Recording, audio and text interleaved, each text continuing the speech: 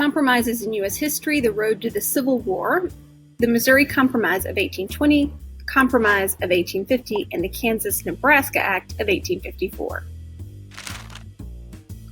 In the decades leading up to the Civil War, distinct cultural and economic differences emerged between the North and the South. The primary issue at the heart of these differences was sectional tension over slavery.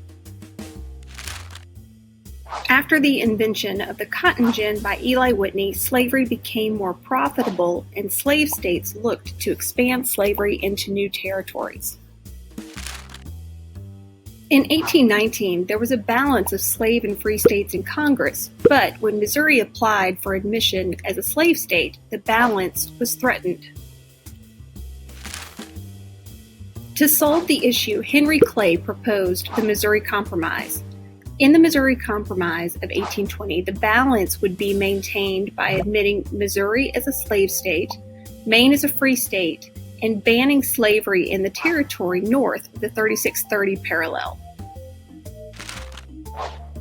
Sectional tension rose again after the U.S. won the Mexican-American War and the U.S. acquired a chunk of land known as the Mexican Cession.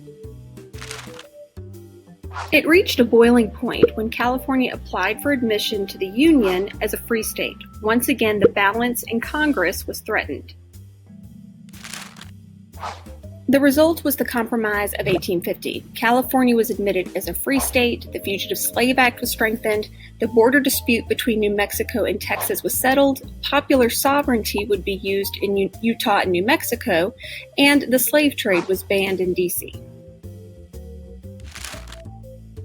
The Compromise of 1850 settled sectional tension for a brief time. Settlers were moving to the plains, and as population in this region grew, Congress wanted to create the Kansas and Nebraska territories. Southern states did not want to create any new territories where slavery would be banned. Northerners argued that opening this territory to slavery violated the Missouri Compromise. Stephen Douglas proposed the Kansas-Nebraska Act, which called for popular sovereignty or voting on whether or not slavery would be allowed in the territory. Pro- and anti-slavery groups both hurried into Kansas to create voting majorities there. The resulting violence between the two groups became known as Bleeding Kansas.